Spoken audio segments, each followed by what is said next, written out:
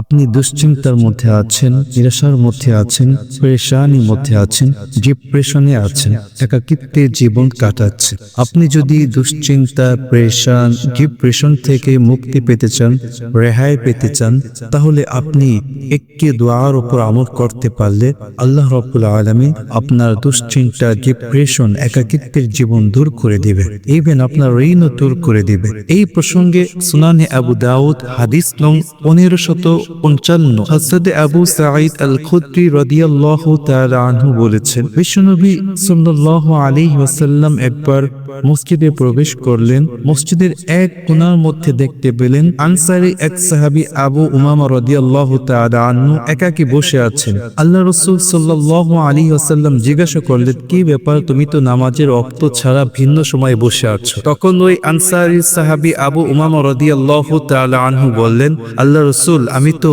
পেরেশানির মধ্যে আছি, দুশ্চিন্তার মধ্যে আছি, আমার মাথায় অনেক ঋণ আছে। তাই সো আল্লাহ রাসূল সাল্লাল্লাহু আলাইহি ওয়াসাল্লাম তাকে বললেন, আমি কি তোমাকে এমন কিছু বাক্য দোয়া শিখিয়ে দিব, যদি তুমি তা নিয়মিত আমল করতে পারো, তাহলে আল্লাহ রাব্বুল আলামিন তোমার ঋণ, তোমার দুঃখ, দুর্দশা, দুশ্চিন্তা, পেরেশান সব দূর করে দিবেন। সুবহানাল্লাহ।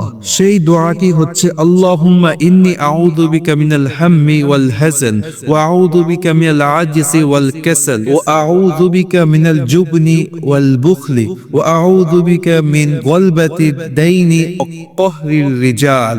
আমি আবারও বলছি, আল্লাহুম্মা ইন্নী আউযু বিকা মিনাল হাম্মি ওয়াল হাযান ওয়া আউযু বিকা মিনাল আজজি ওয়াল কাসাল ওয়া আউযু বিকা মিনাল জুবনি ওয়াল বুখলি ওয়া আউযু বিকা মিন গলবাতিদ দাইনি ওয়া কহরির রিজাল।